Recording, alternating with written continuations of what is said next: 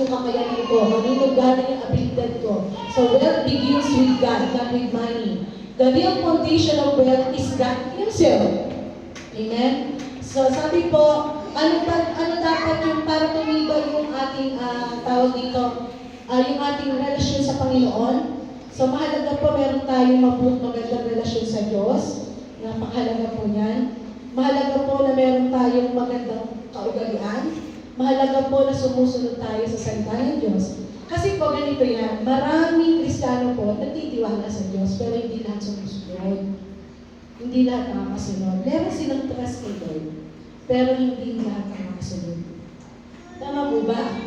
Kasi minsan tayo ganun. Minado po ako nung habang inaaral ko nga ito, para itong salamin na sumasalamin din sa sarili ko eh. Ano po? So sabi nga po, obedience to His Word. May tiwala tayo sa Diyos pero hindi lahat makakasunod. Sabi po, mahalaga po na foundation ng kayamanan o ng ating lakas o ng abilidad ay ang Panginoon. Kaya napakabuti po na tayo po talaga ay sumisimba.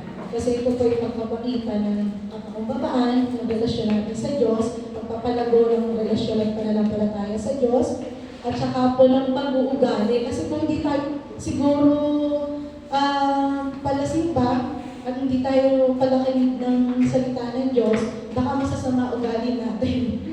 Kasi po, di ba? Meron naman po, kasi nasa laban nga tayo.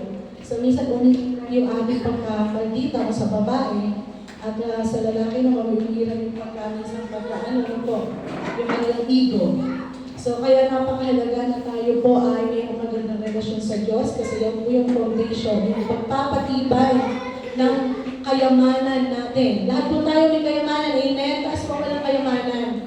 O sabi ko pa, set aside mo na yung pera. Lahat tayo may kayamanan. Alam niyo po ba, ang unang trabaho, unang hapon na nag-aaral ako, ito talaga ang trabaho ng mga tao, pagsasaka.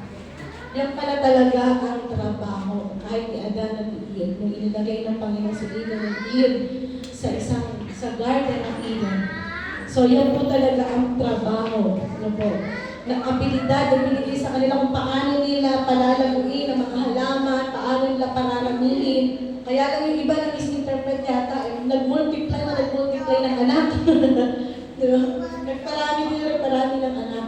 Nakalimutan nila na meron pang mas dapat karamihan at palawaki. Ano po? So yung po to, no?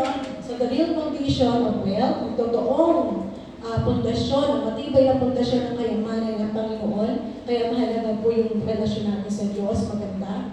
Sabi, malalim. Lagi tayong maasa sa Diyos. At syempre, habang umaasa ka sa Diyos, tutulungan ng Diyos mabago yung pag-uugali, yung ating character. At pagkatapos, tutulungan ka pa rin ng Diyos na sumunod sa Kanyang salita. Obedience to His Word. Kasi minsan, kaya po hindi tayo lumalago na po. Nagtitiwala tayo, pero nagiging po natin sumunod o hindi talaga tayo makakasunod. So next slide po, sabi nga po, may babasahin tayong verse. Sabi po niya sa verse, Tagalog muna na po. Sabi po dito ng Deuteronomy 8:18, pero alalahanin ninyo ng Panginoon na inyong Diyos, ang siyang nagbigay sa inyo ng kakayahan maging mayaman. At ginawa niya ito para matupad niya ng kasunduan niya sa inyong mga ninuno katulad ng ginawa niya ngayon. Si Abraham po, hindi siya basta mayaman po si Abraham, kaya siya naging father of all nation, father of the faith. So napakayaman po ni Abraham. Pinayaman din siya ng Diyos. Yung pagpapayaman ng Diyos kay Abraham, binigyan siya ng kayahan at katalinuhan kung paano mag-deal. Businessman dito si Abraham. Nakikipag-deal siya, di ba? Pag binasa niyo yung story ni Abraham. Nakikipag-deal siya sa iba't ibang mga hari. Kaya nakakuha siya ng hari kung siya ng maraming lupa. Yan. Magaling siya din binigyan siya ng kakayahan ng Panginoon yan. Kaya talaga yumaman si Abraham. So, ito po, sabi po ng Panginoon, alalahanin ninyo, ang Panginoon ay inyong Diyos ang siyang nagbigay ng kakayahan, abilidad, na maging mayaman. Ang problema, paano kaya natin gagawin ito abilidad na to? Bakit ang dami pa rin mahihirap na Pilipino? Nasa nasaan na yung kakayanan, nasaan na yung para maging mayaman siya.